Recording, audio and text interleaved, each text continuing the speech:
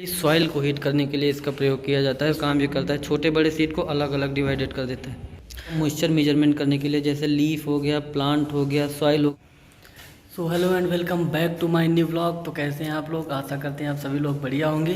तो अभी हम आए हैं अपने क्लास में और इधर क्लास चल रही है, इसलिए हम लोगों को थोड़ा धीरे धीरे बोलना पड़ रहा है। तो ये अपने क्लासमेट हैं सब, ये हैं अपने दीपक भाई, ये हरिओम और ये संतराम। और अभी हम अपने डिपार्टमेंट ऑफ एग्रोनॉमी के एग्रो लैब में हैं, जहाँ पे सब टेस्टिंग की जाती है। तो अभी आप लोगों को दिखाते हैं कि कौन कौन से इक्विपमेंट हमारे यहाँ रखे हैं, कौन कौन से अवेलेबल हैं। तो हम लोग अभी पढ़ाई करते हैं जनता वैदिक कॉलेज बड़ौत में, एग्रोनॉमी से एमएससी कर रहे हैं। सो अभी आप लोगों को दिखाते हैं, वीडियो में बने रहें लास्ट तक। तो ये है हमारी क्लास एग्रोनॉमी की, जहाँ हम लोग क्लास करते हैं, और ये हमारी एग्रो लैब है और एक लैब उधर भी है। सो अभी अब हमारे हरिओम भाई बताएंगे कि हमारे एग्रो लैब में क्या क्या रखा है, क्या क्या नहीं। तो भाई अब शुरुआत करते हैं यहाँ से। ये है डिजिटल बल्क डेंसिटी ऑपरेटर्स, जिसे बल्क डेंसिटी निकालने के लिए उपयोग किया जाता है। अच्छा, ये इसका प्रयोग क्यों, जब सॉइल की बल्क डेंसिटी और पार्टिकल डेंसिटी जो निकाली जाती है, तो बल्क डेंसिटी के लिए इसका प्रयोग किया जाता है। ये जिप्सम ब्लॉक, ये जिप्सम ब्लॉक है। सो गाइस, जब बल्क डेंसिटी अपरेटस के बाद अब हम आ गए हैं जिप्सम ब्लॉक पे। इसका यूज क्या होता है अब हमारे हरिओम भाई बताएंगे। इसका जो यूज है मेजरमेंट ऑफ वाटर टेंशन के लिए किया जाता है। इसका प्रयोग जो होता है मेजरमेंट ऑफ वाटर टेंशन, मतलब दो इलेक्ट्रोड होते हैं। दो इलेक्ट्रोड, इसलिए इसका मेजरमेंट ऑफ वाटर टेंशन किया जाता अरे वही वाटर मेजरमेंट के लिए इसका प्रयोग किया जाता है ना। तो अब अगला ये तो कैन वेपोरीमीटर है। इसका यूज क्या होता है हरिओम भाई? इसका जो है वाटर मेजरमेंट के लिए किया जाता है। इसका भी प्रयोग वही वाटर मेजरमेंट के लिए होता है। सो 3 अब हम आपको दिखा चुके हैं अपने लैब में। अब चौथा है नॉन रिकॉर्डिंग रेन गेज। अब इसको बताएंगे अपने हरिओम भाई, ये होता क्या है? ये रिकॉर्डिंग गेज से रेनफॉल की मेजरमेंट किया जाता है इससे। हाँ, तो इनका कहने का मतलब है नॉन रिकॉर्डिंग रेन गेज का मतलब होता है कि जो हमारी सीजनल रेनफॉल होती है उसके मेजरमेंट के लिए हम नॉन रिकॉर्डिंग रेन गेज का प्रयोग करते हैं। सो अब आगे और आपको दिखा रहे हैं। सो अब हम आप लोगों को दिखाने वाले हैं अपनी एग्रो लैब में ओवरहेड प्रोजेक्टर। सो ये हैं हमारे कॉलेज की टेस्ट ट्यूब्स, बहुत सारी हैं टेस्ट ट्यूबें।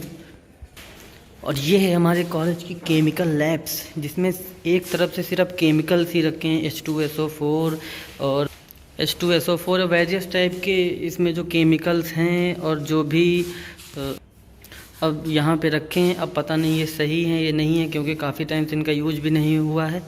सो अब आपको दिखाते हैं अपने कॉलेज का अगला प्रोजेक्ट। और ये भी एग्रीकल्चरल यूजेज के लिए, जैसे ये हो गया क्लोस्ट्रम क्रिस्ट, क्लोराइड क्रिस्ट, रीजेंट। इसका ये एक प्रकार से रीजेंट के यूज में आता है। ये सब एग्रीकल्चरल के लिए हैं, जो भी एग्रीकल्चरल प्रोडक्ट हैं, जैसे यूरिया है, अमोनियम सल्फेट है, पोटेशियम सल्फेट, ये सब वही हैं। ये बीकर हैं। और ये है हमारे कॉलेज की हॉट एयर ओवन। इसमें क्या होता है कि जैसे कोई चीज़ हीट करने के लिए रखी जाती है, हॉट एयर ओवन में यही होता है।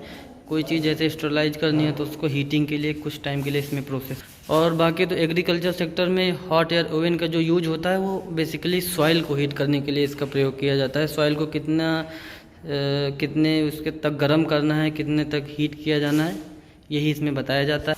और जो सॉइल को हीट किया जाता है हॉट एयर ओवन में, उसका जो टेम्परेचर रखा जाता है 105 डिग्री सेंटीग्रेड। और जब लीफ को किया जाता है तो उसके लिए लगभग 71 से 72 डिग्री सेंटीग्रेड टेम्परेचर रखा जाता है। और ये इसमें देखो फ्लेम फोटोमीटर और स्टीम जनरेटर, काफ़ी सारे इक्विपमेंट रखे हुए हैं यहाँ पे।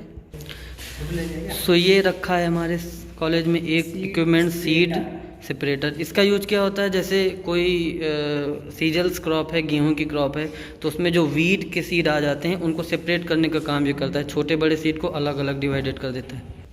और ये है फ्लेम फोटोमीटर। और इसका जो यूज होता है, जो फील्ड में इनऑर्गेनिक मेटल्स होते हैं उनको डिटरमाइन करने के लिए इसका प्रयोग किया जाता है, जैसे पोटेशियम, सोडियम, बहुत सारे मेटल्स हैं, उनको एनालिसिस के लिए ये फ्लेम फोटोमीटर का प्रयोग किया जाता है। तो ये सब पता नहीं इनमें कौन कौन सी मशीनें रखी भाई, इनके तो हमें भी नहीं पता, खोल भी नहीं सकते हैं, क्योंकि ये तो आपको पता होगा pH meter, Beckmann model H। ये पीएच मेजरमेंट करने के लिए इस मशीन का प्रयोग किया जाता है। ये इलेक्ट्रिक कंडक्टिविटी के लिए, इलेक्ट्रिक कंडक्टिविटी जो सॉइल की होती है उसको मेजरमेंट करने के लिए इसका प्रयोग किया जाता है। ये फोटो इलेक्ट्रोकोलोरीमीटर है, पीएच मीटर है। और ये जो है ये किसानों के लिए सबसे ज़्यादा यूज़फुल होता है, क्योंकि डिजिटल पीएच मीटर है। डिजिटल पीएच का जो खेत का या अपने फील्ड का जो मेजरमेंट पीएच का ज़रूर होना चाहिए, क्योंकि हाई पीएच लो पीएच वही उसी तरह क्रॉप से अच्छी तरह से ग्रो कर पाती हैं। तो ये है पीएच मेजरमेंट करने के लिए डिजिटल पीएच मीटर, और ये स्पेक्ट्रोफोटोमीटर है। तो ये जो स्पेक्ट्रोफोटोमीटर है इसका उपयोग जो होता है, इसका उपयोग किया जाता है बेसिकली सोलर रेडिएशन को मेजरमेंट करने के लिए, फोटॉन्स को मेजरमेंट करने के लिए कितनी से इंटेंसिटी ऑफ लाइट का।